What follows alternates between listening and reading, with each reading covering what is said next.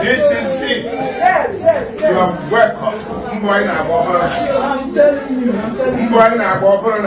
God did.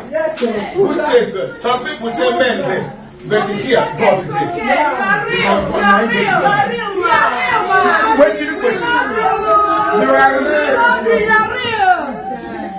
The widow like the orphans. As the way. Thank you.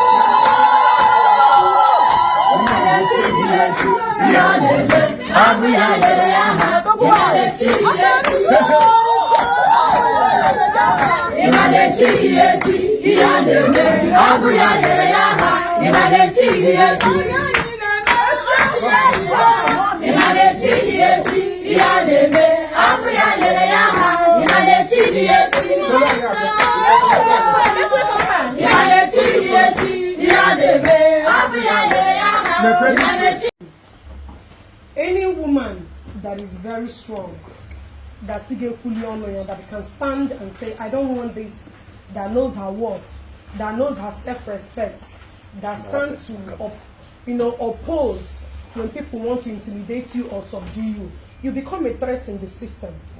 But when you do Igbo na atashi with people like me are very rare, and some of our single mothers that are based in abroad, their biggest problem, they see me as a threat, and I'm not tormenting. But you will come under my comment section, or you will open a page, and you call in to abuse me. If I reciprocate and give you what you gave me in return, it becomes a problem. So majority of all these things that are happening online is nothing but jealousy and envy. That's why I always tell people, let God be my witness. Iman, when things keep happening, it's only gonna take time, but the truth must unveil. It's just a matter of time. But one thing I will not do is to quit. You see this thing? It may not go as planned. It may be slow right now, but trust me, the last thing I will do is to give up this movement.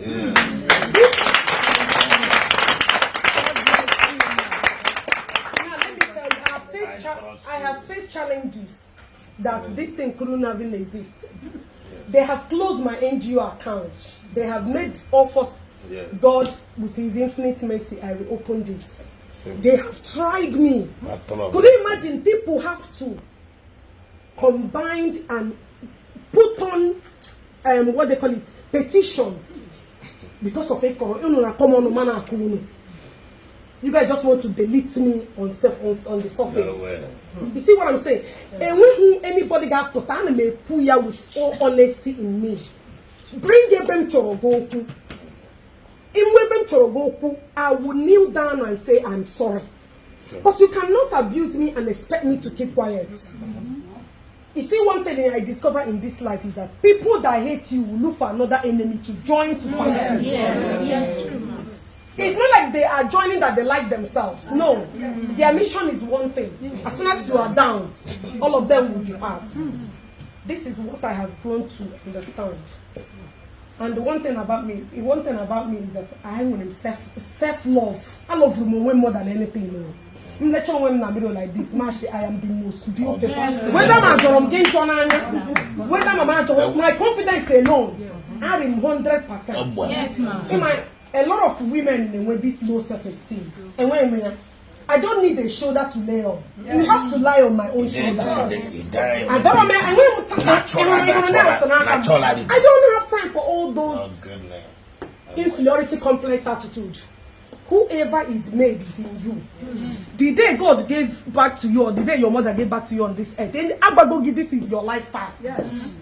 Yes, you can still get you when I'm on our job, but does that honor job come to you if you don't look for my trouble? No. You understand what I'm saying? Emma, you can only use what you have to fight. My weapon is my mouth.